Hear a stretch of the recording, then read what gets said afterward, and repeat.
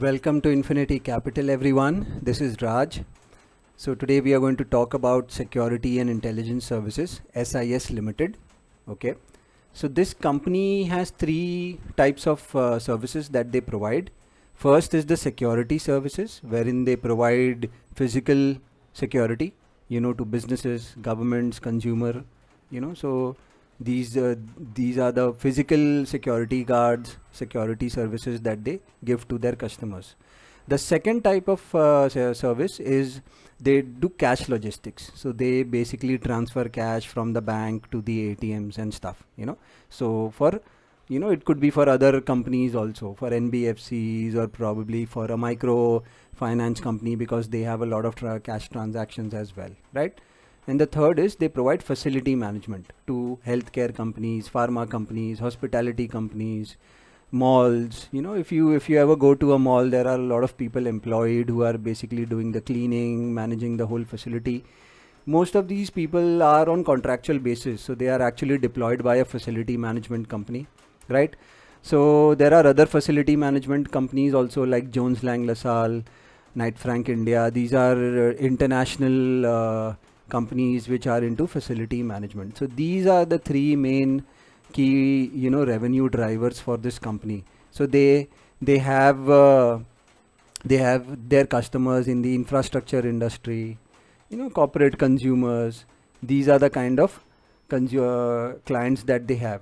So see, if you see over here, their corporate office is the one which has star. They have regional offices. Okay, they have training academies, because you have to train your personal guards, your security guards. Then they have their SIS branches, SME branches, cash logistic branches, so on and so forth. So they are spread across 29 states, 630 districts. They have around 332 branches. So approximately 30 years of experience, right? So it's a very capital intensive business, guys, because you have to employ so many people, you have so many offices.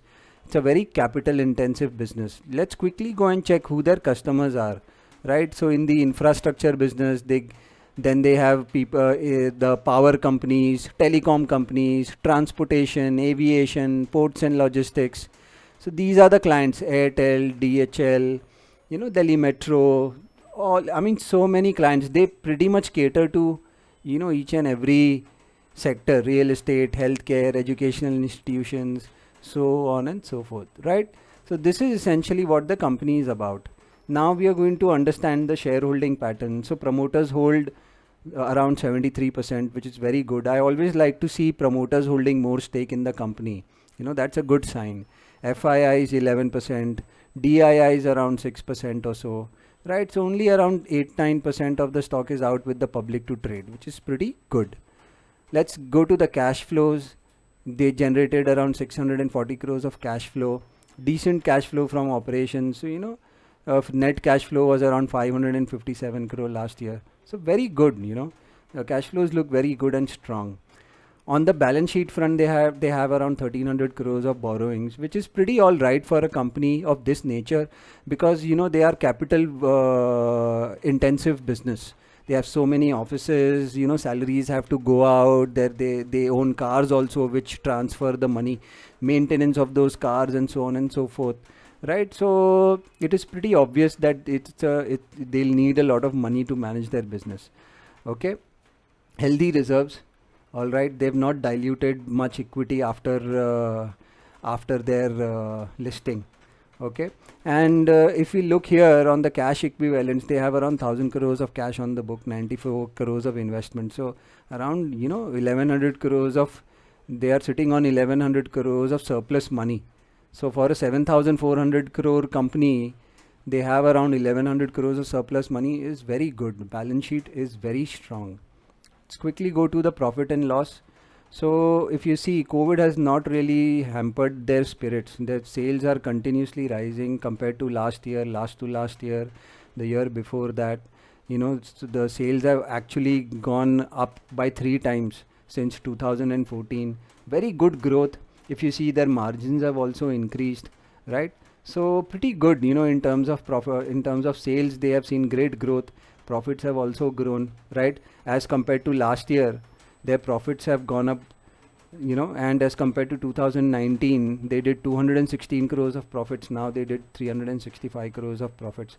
So in my opinion, this company is very undervalued right now. Okay, on a quarter-on-quarter basis, if we'll see, March sales were much higher as compared to March 20. Last year they logged in losses. This year they came out with profits of 100 crore, right? Overall annual basis, their profits are up 140 crores. Looks pretty good. On the PE front also, guys, this company got listed in 17. Okay, on the PE front, since the past 3 years, the median PE is around 28. Stock is trading at a PE of 13, right?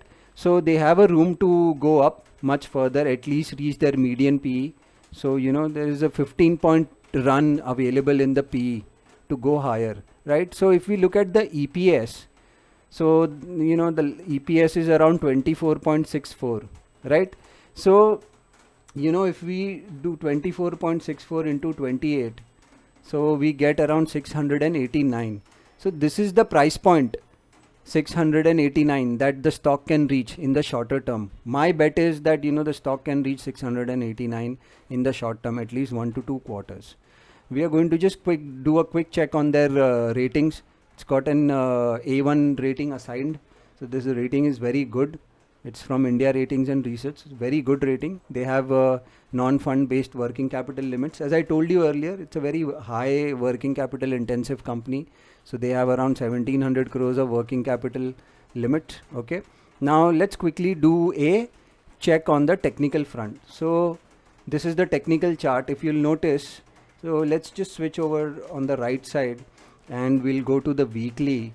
So basically this is when the stock got listed, and the stock has pretty much gone nowhere since the past 3 years, right? And now we see that there is some movement in the price with very heavy volume, right? So this is the week when when my alarms got triggered and I started watching the stock. The next week the stock has closed higher as well, right? So what sort of strategy do I have in this? So the 200 day has started moving upwards, the 50 day has started trending upwards. So what could be my entry point? I am looking to buy this stock between this price point. My guess is that this stock should pull back a little bit. So I am looking to start accumulating this stock between 420 and 470, 480. And what would be my first target? As I told earlier, on the EPS basis, if there is a re-rating on the PE front, I'm expecting at least 689, as the first target. So if we consider our average price as 470, 480, 689 is at least 40 to 50% from our acquisition price. So this is the first target that I will be looking at in this company. So basically, the stock has started moving up. There has been a good movement on the upside. Once the stock sort of pulls back a little bit, that is when I will start accumulating, right? So looks pretty good, guys, in a market where everything has run up very, very high and very quickly. This is still very appreciated and undervalued in my opinion. So this was the analysis, guys. Quick disclaimer, this is an educational video. It's not a buy sell recommendation. Thanks a lot for watching, everyone.